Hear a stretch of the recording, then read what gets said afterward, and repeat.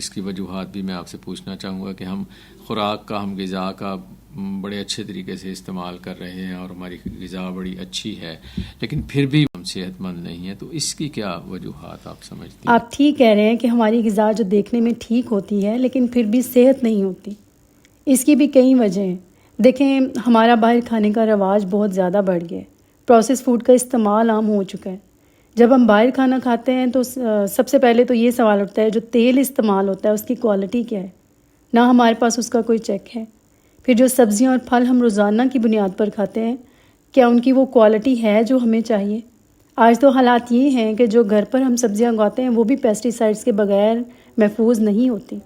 اسی طرح نمک اور آئل کا بہت زیادہ استعمال ہے. ہمارے کھانے لذیذ ضرور ہوتے ہیں لیکن مرچ مسالوں سے بھرے ہوئے ہوتے ہیں، جس کی وجہ سے ہمارا سسٹم اسے کوپ اپ نہیں کر پا رہا. دیکھیں، ڈائبٹیز میں پاکستان نمبر 1 پر آ چکا ہے. اس لیے ہمیں ان سب چیزوں کو دیکھنا پڑے گا، ان کو لمٹ کرنا پڑے گا. میں یہ نہیں کہتی کہ بالکل چیزوں کو چھوڑ دیا جائے، لیکن لمٹ کرنا ضروری ہے.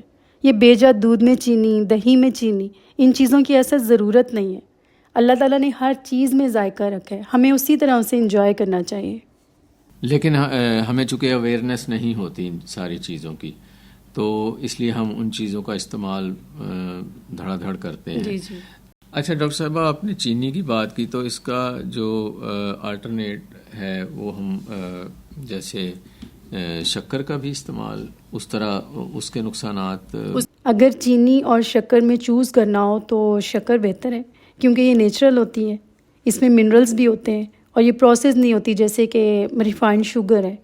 لیکن اس کی بھی ایک لمٹ میں اسے لینا بہتر ہے، کیونکہ زیادہ شکر بھی بلڈ شوگر اور انسولین لیول کو ڈسٹرب کر سکتی ہے. جی، اور بہت بڑی خرابی ہے کہ ہم خود ہی اشیاء خورد و نوش میں ملاوٹ جو ہے وہ کر رہے ہیں. تو اس کے بارے میں آپ کیا کہنا چاہیں گی؟ یہ بڑی بدقسمتی کی بات ہے کہ ملاوٹ ہماری نیچر ہی بن چکی ہے. دودھ والے سے کہا جاتا ہے کہ آپ پانی شامل کریں اور کچھ نہیں.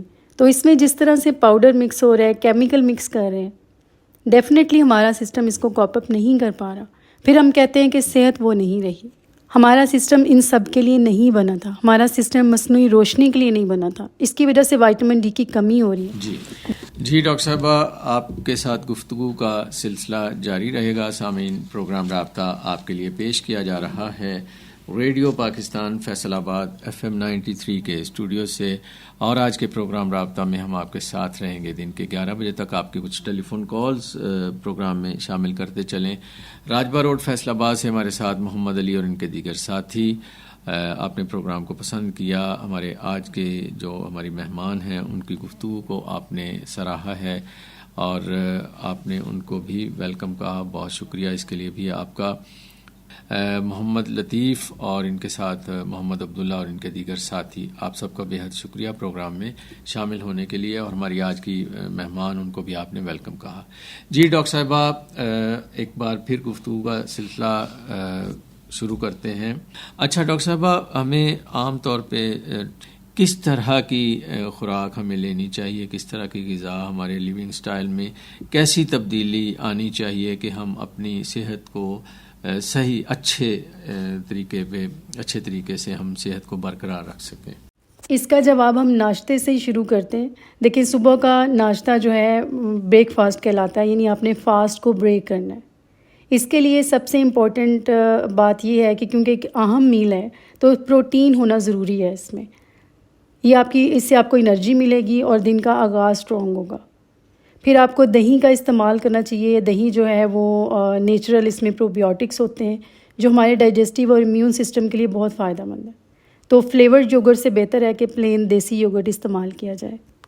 ٹھیک ہے. موسمی سبزیاں اور پھل اور سلاد بھی روزانہ ڈائٹ کا حصہ ہونا چاہیے. پھر 1 کپ گرین یا بلیک ٹی بنا دودھ کے بہتر چوائس ہے. ہم جو دودھ والی چائے پیتے ہیں اس میں نہ دودھ کا فائدہ نہ چائے کا. پھر بات آتی ہے ایکسرسائز کی. چاہے یہ واک ہو، یوگا ہو، اسٹریچنگ ہو، ہر روز کسی نہ کسی فارم میں باڈی کو موو کرنا ضروری ہے.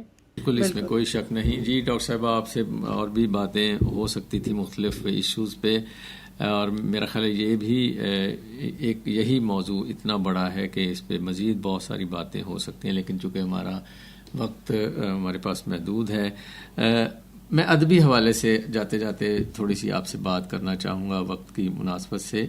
آپ کا ادب سے بھی تعلق ہے، اردو ناول نگار بھی ہیں، اور تھوڑا سا مختصراً آپ یہ بتائیے کہ بالکل اس سے ہٹ کے آپ کا جو شعبہ ہے اس سے بالکل ہٹ کے یہ آپ کس طرح سے یہ آپ کے اندر شوق پیدا ہوا، اور آپ کی جو کتاب ہے خواب گریزاں اس کے بارے میں بھی ہمیں بتائیے۔ ریڈنگ کا شوق مجھے شروع ہی سے رہا ہے، اور رائٹنگ کا بھی۔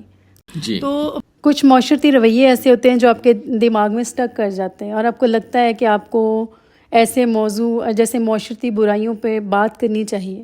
جی۔ تو یہ ناول اصل میں ان سچائیوں کی ترجمانی ہے جنہیں اکثر دبا دیا جاتا ہے۔ جی۔ معاشرتی تفریق، رنگ، نسل، طبقہ اور جنس کی بنیاد پر ہونے والی ناہمواریاں، وہ سوالات جنہیں معاشرہ سننا نہیں چاہتا، اور وہ درد جو اکثر بے آواز رہتے ہیں۔ جی۔ میرے ناول میں وہ کردار بولتے ہیں جنہیں ہمیشہ خاموش رکھا گیا، وہ خواب دکھائے گئے ہیں جو اکثر ٹوٹنے کے لیے ہوتے ہیں۔ یہ ناول ان کے لیے جو محسوس کر سکتے ہیں، اور ان کے لیے بھی جو اب تک بے حس رہے ہیں۔ جی۔ سو بیسیکلی اس میں نے اپنے احساسات کی ترجمانی کی ہے۔ دوسرا آپ کا سوال تھا کہ سائنس سے ادب کی طرف کیسے، تو دیکھیں سائنس بھی کریٹیوٹی ہے اور ادب بھی کریٹیوٹی ہے، دونوں کی سرحدیں ملتی ہیں۔ جی۔ ابھی میرا دوسرا ناول بھی ان پروسیس ہے، انشاءاللہ جلدی آپ کے سامنے آئے گا۔ اللہ تعالیٰ خیر و عافیت رکھے، ہمیں اس ناول کا بھی انتظار رہے گا۔